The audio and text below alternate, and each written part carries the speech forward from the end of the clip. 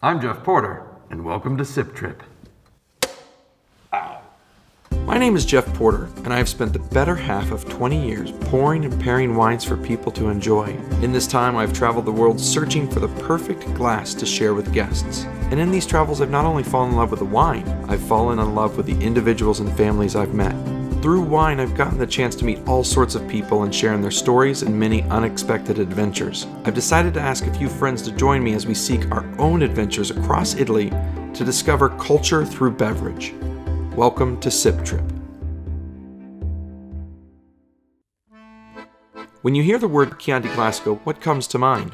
For many, it's red checkered tablecloths, a bottle of wine in a wicker basket, spaghetti and meatballs, chicken parm and lasagna.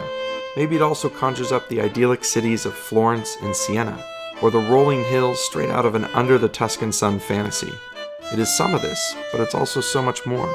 Chianti Classico is a land of art, culture, history, invention, passion, and a people deeply connected to its roots and its stories. From the Etruscans to today, the area of Chianti Classico, smack in the center of Tuscany between the cities of Florence and Siena, is the beginning of what many believe is the cradle of the modern Western world. Let's explore. Italian food in America has long been linked to dishes that were created by Italian immigrants in the late 19th and early 20th century to make them feel closer to home. Those dishes evolved into the canon of Italian American food. Yet, the food of Italy is deeply rooted in regionality. Tuscany is known for its cured meats, saltless bread, homemade pastas, and most famously, its beef. There's no better champion of the classic Tuscan table than the butcher Dario Cecchini. Based in the small hamlet of Ponzano in the heart of Chianti Classico, Dario has continued his family's legacy of being butchers, but has taken their craft to new heights while helping to maintain a historic breed of cattle only found in Tuscany, the Chianina. Possiamo celebrare in convivio il rito della bistecca alla fiorentina. Un'altezza di 4 dita, una carne maturata perlomeno per un mese, un taglio perfetto con il coltello del macellaio e una brace di quercia e di leccio e 2 bicchieri di vino, Chianti Classico chiaramente, al maestro di griglia.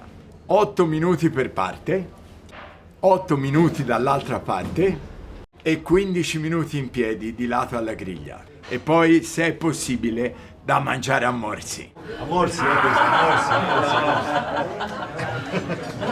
Buonissimo. Grazie, Dario. It's so good! Well, the first time I came here, I tried Chianti beef, and I remember telling you, that was the best beef I've ever had in my life. Next level shit is this, eating here, hanging out with you right across the table, breaking bread with you. This really is bringing it all together. So yeah, it's a cerebral, visceral, tactile, emotional sensation. I think this is the role of a good food and good wine, no? So making people together and friendship. The beauty of regions with a millennia worth of history is that legends are passed down from generation to generation. There are many famed wine legends around the world, but the legend of why the Gallo Nero, or Black Rooster, is the symbol of Chianti Classico is one of the most famous, or infamous. So the Black Rooster is the symbol of Chianti Classico, and there's a legend going back to the Middle Ages. There was 2 cities that were north and south of the region of Chianti, Florence and Siena. Those cities were fighting over the control of the land, and they decided to settle the dispute by trial. And the trial consisted in a knight leaving the gates of Florence at the rooster's crow, and the knight leaving the gates of Siena at the rooster's crow. And the meeting point would be the border. So the Senesi got a white rooster, and they probably overfed him. The Fiorentini got a black, scrawny rooster, didn't give him any food, and that gives you a little hint about mentality of my people, and put him in a sty, put a black cloth on top of the sty. When they took the black cloth away, it was still pitch dark outside, but the animal thought, oh, there's a little light, maybe food is coming. So it started crowing like there was no tomorrow. So the knight on horseback left the gates of Florence much earlier than his counterpart, and the meeting point was down in the village of Fonterutoli, which is only 3 miles outside Siena, and it's about 50 miles from Florence. So since then, the Black Rooster has become the symbol of our region, the Gallo Nero. Pretty powerful. How much of that's bullshit and how much is that true? Chianti Classico is a story that began over 1,000 years ago. The land between Florence and Siena was always destined for the vine, the olive, and grain. The Etruscans knew it, the Romans knew it, and everyone since has been given the opportunity to know it as well. Some did, some did not. This is a region that's history shaped the Western world with its art, banking, trade, cuisine, thought, and of course its wine. Together, these are things that represent Chianti Classico and its tradition. But tradition can be a double-edged sword. It can mean different things to different people. Does it light the path or hold you back? In a place such as Chianti Classico, it has done both. But today the future is bright because tradition has not just been passed down between generations, it has been reinvigorated by the region's youth. Generations rebel when pushed, and today the region is lucky to have a new generation inspired by not just their traditions, but by their great-great-grandparents' lives. Places steeped in tradition can sometimes be hemmed in by their own greatness and not allowed to grow. But once the idea of tradition is integrated with the energy of innovators and passionate people, traditions can continue to thrive and grow. Going on, the younger people are much more respectful than the older one, because we are going even much more harder to seeking what was forgotten in the past. So talking about wines, forgotten varieties that nobody wanted anymore. We're going seeking back these kind of things because it's our culture. As being born in a world that is, everybody is connected, we need to go back to seeking what has made us what we are now.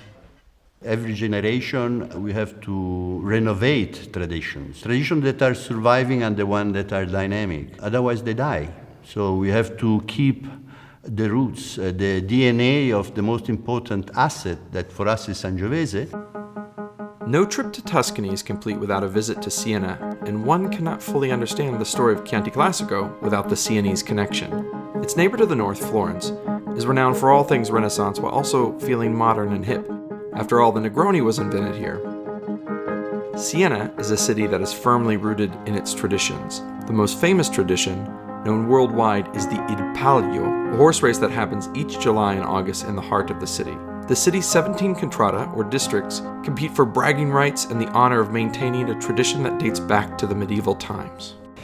Siena is a city of passion.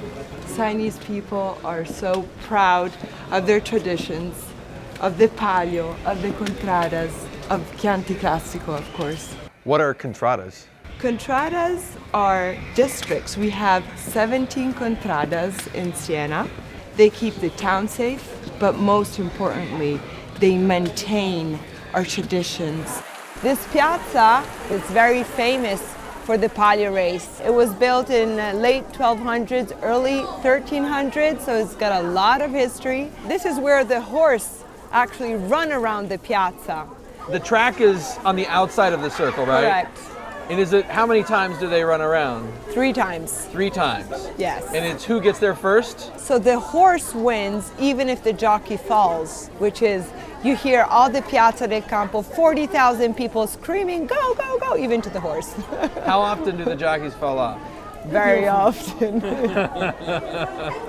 What happens when your contrada wins? First of all, you start running from wherever you are, and you come here to greet the horse and the jockey, and all the contrada meets here in Piazza del Campo.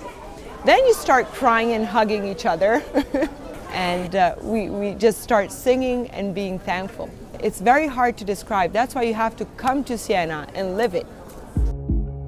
When you pour yourself a glass of wine, do you think of the people behind it? What many people forget is the production of wine is agriculture, and agriculture in any form is one of the most challenging and unforgiving professions in the world. You can influence much, but ultimately the fate of your crop is out of your hands. Now imagine on top of having a farm, you're an outsider, farming land without the knowledge of generations that came before you on the same plot. Add to this, you're also a young woman in a place where machismo is very present. The struggle to persevere against the odds, to be accepted through hard work, and to eventually shine and be considered a peer is who Paula Cook is. She represents the identity, culture, history, and future of Chianti Classico. Her story is a dream and a cautionary tale. So when I moved here and I took over an estate that had 300 years of history, for me I was like rummaging through the books, looking what the grape varieties were, why they picked them, where they planted them. It's all about the territory, it's all about respecting it, it's all about, finding a balance. I think probably the first reaction was probably like, what's this little Canadian girl doing here? And she thinks she's gonna make Chianti Classico wine. And after a few years, maybe like 2.5, 3 years in, all of a sudden, people started showing up at my door and they were like, Limicini's back on the map. What's happened? Who's here? Who's doing this, And I was like, it's me, And they're like, really? Wow, cool. And how did you come up with this idea? And I'm like, I just listened, I just listened to people, stories, the land, the style, and this is what came out of it. Chianti Classico is the world's oldest designated wine region, having been decreed by Cosimo de' Medici III in 1716. His declaration honored the region of Chianti and protected it from those seeking to make a buck off a name without actually being part of a region. Over 100 years later, a curious, steadfast landowner and future Prime Minister of Italy, Bettino Ricasoli, began to research and obsess over what could make Chianti Classico even better. With the help of a University of Pisa professor, Cesare Studiati, and many years of work in his vineyards, he and the professor ultimately decided that there was a certain combination of grapes, a recipe if you will, that would make the best wine possible, not for quantity, but for quality. Not everyone agreed, but for nearly 100 years, Ricasoli's recipe was the standard. Today, the recipe has changed somewhat, but the anchor and heart of Chianti Classico is still Sangiovese. The original recipe of Chianti Classico was written in September 1872. Mi confermai nei risultati ottenuti già nelle prime esperienze, cioè che il vino riceve dal Sangiovese, la dose principale del suo profumo e una certa vigoria di sensazione. Dal canaiolo, l'amabilità che tempera la durezza del primo, senza togliergli nulla del suo profumo per esserne pur esso dotato. La malvasia, della quale si potrebbe fare a meno nei vini destinati all'invecchiamento, tende a diluire il prodotto delle due prime uve, ne accresce il sapore e lo rende più leggero e più prontamente adoperabile all'uso della tavola quotidiana. Questa è la ricetta. Cheers. Thank you so much. Ancora. To judge something on its parts is to do a disservice to oneself and the subject of study. To think that Chianti Classico is just a wine is to miss the identity of the place. Chianti Classico is the land, the people, the history, the food, the weather, the friendly rivalry between cities, the passion. It is not just fermented grapes. It is a living entity with a past, present, and future. To drink the wine is the first step. To visit and partake in the entirety of it is how we will all learn more about each other and ultimately live happier lives. What's so beautiful here about Florence is you can come in, you can get your history on, get your Italian scarf on, get your babida on, eat, drink. I love Sip Trip.